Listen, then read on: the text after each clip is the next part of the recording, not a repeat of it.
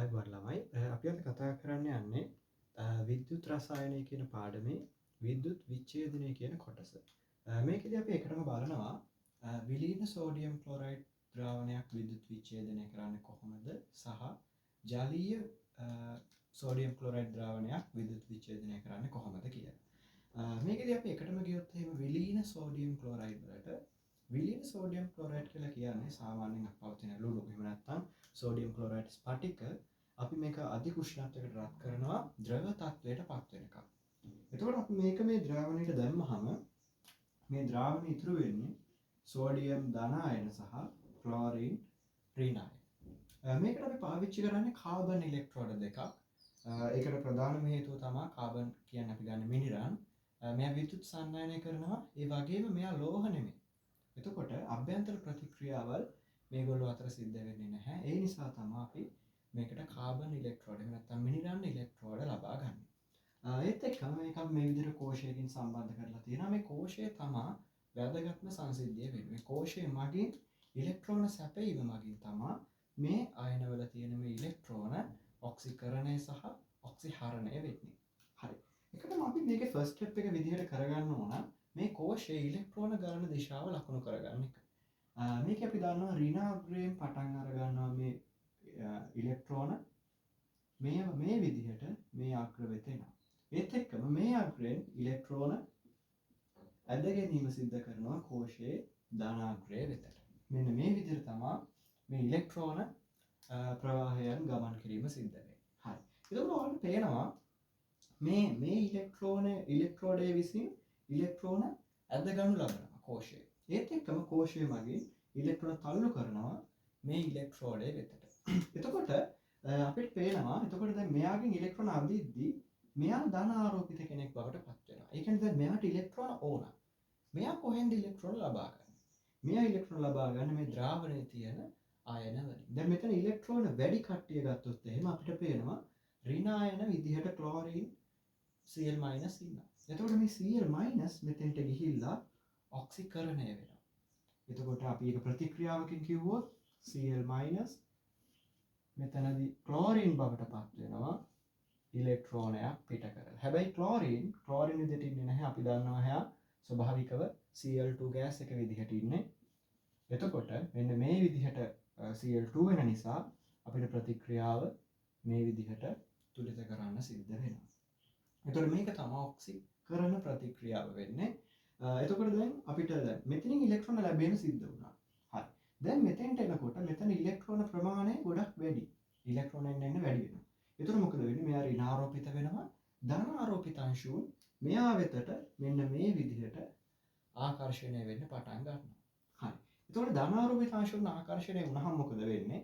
මේ සෝඩියම් ධන ඉලෙක්ට්‍රෝන ලබාගෙන සෝඩියම් බවට පත් වෙනවා. ප්‍රතික්‍රියාවකින් ලිව්වොත් සෝඩියම් ධන මෙතනදී ඉලෙක්ට්‍රෝනයක් අරගෙන සෝඩියම් සොලිඩ් එක විදිහට තැන්පත් වෙන්න පටන් ගන්නවා. ඒතර මේ විදිහට තමයි මෙයා ඔක්සිහරණය වෙන්නේ.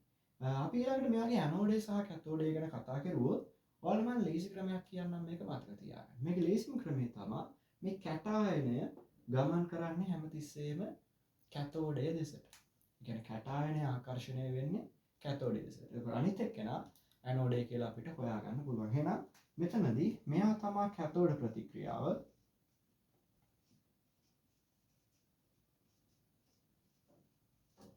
ඒත් එක්කම මෙයා තමයි ඇනෝඩ ප්‍රතික්‍රියාව වෙන්නේ. එතකොට හැමතිස්සෙම අපිට මතක තියාගන්න පුළුවන් මේ ඉලෙක්ට්‍රෝන පිට කරන්නේ. අපි කියන ඔක්සිකරණය වෙන්නේ එතකොට ඇනෝඩ. එහෙම නැත්නම් ඍණ ආයනය තමයි ඔක්සිකරණය වෙන්නේ.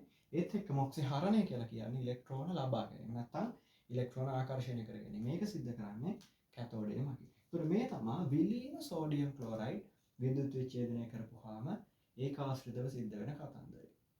ඒත් එක්කම අපි ජලීය සෝඩියම් ක්ලොරයිඩ් ද්‍රාවණයක් විද්‍යුත් විච්ඡේදනය කරන්න ගියොත් එහෙම ජලීය සෝඩියම් ක්ලොරයිඩ් කියන්නේ අපි දන්නවා සෝඩියම් ක්ලොරයිඩ් ස්පටික ජලයත් එක්ක මිශ්‍ර කරලා හදාගත්තු ජලීය ද්‍රාවණයකට තමයි මේ ජලීය සෝඩියම් ක්ලොරයිඩ් කියලා කියන්නේ.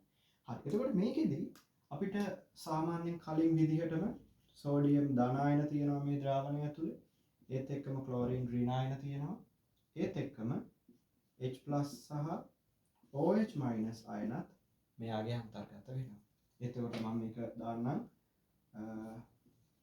NaCl ඒකස් ද්‍රාවණයක් කියලා. හරි මේකෙත් කලින් වගේම කාබන් ඉලෙක්ට්‍රෝඩ තමයි අපි පාවිච්චි කරන්නේ.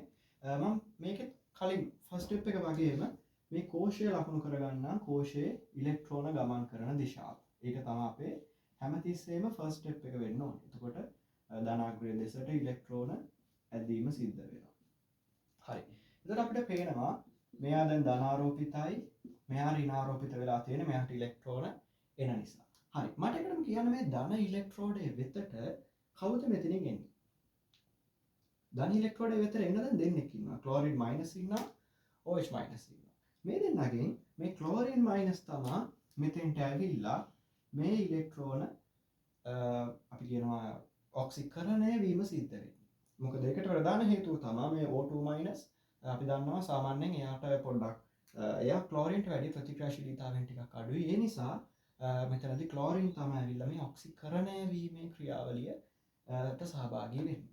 හරි. එතකොට මෙයා මෙතනදී ප්‍රතික්‍රියාවක් විදිහට Cl- අර කලින් විදිහම තමයි Cl හදනවා ඉලෙක්ට්‍රෝනයක් පිට කරලා.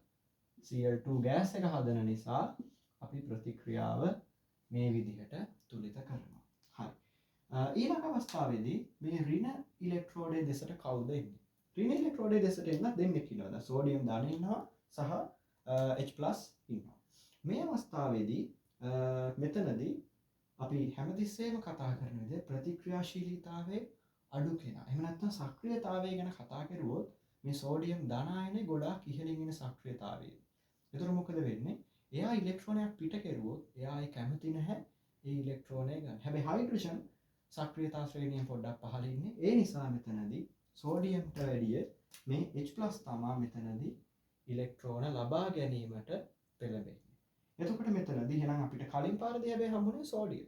ඇයි ඒකට හේතුව උනේ ඒකේ හයිඩ්‍රජන් හිටපු නැති නිසා. දැන් මෙතනදී සක්‍රියතාවයෙන් අඩුම කෙනා H+ මොකද කරන්නේ? ඉලෙක්ට්‍රෝනයක් අරගෙන හයිඩ්‍රජන් මූලද්‍රව්‍ය බවට පත් වෙනවා. හැබැයි හයිඩ්‍රජන් මූලද්‍රව්‍ය ස්වභාවික ඉන්නේ H2 ගෑස් එක විදිහට. ඒ නිසා අපි ප්‍රතික්‍රියාව මේ විදිහට තුලිත කරනවා. මේකෙත් අර විදිහමයි කැටායනය ලං වුණේ මෙතෙන්ට. ඒ නිසා අපි මේකට කියනවා කැතෝඩ ප්‍රතික්‍රියාව කියලා.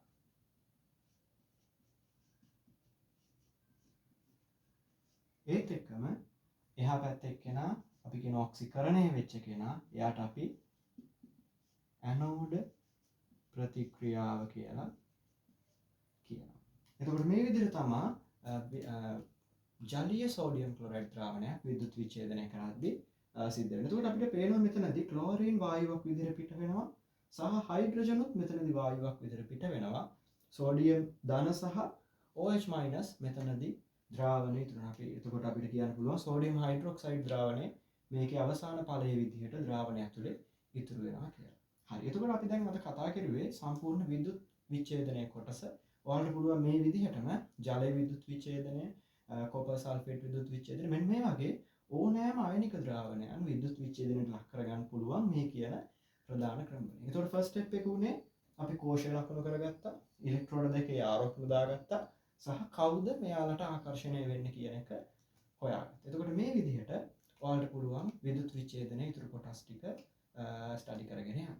ඒ වගේම අපේ ඊළඟ වීඩියෝ එකකදී අපි විද්‍යුත් ලෝහාලේපනය සහ විද්‍යුත් රසායනික කෝෂ ගැන කතා කරනවා.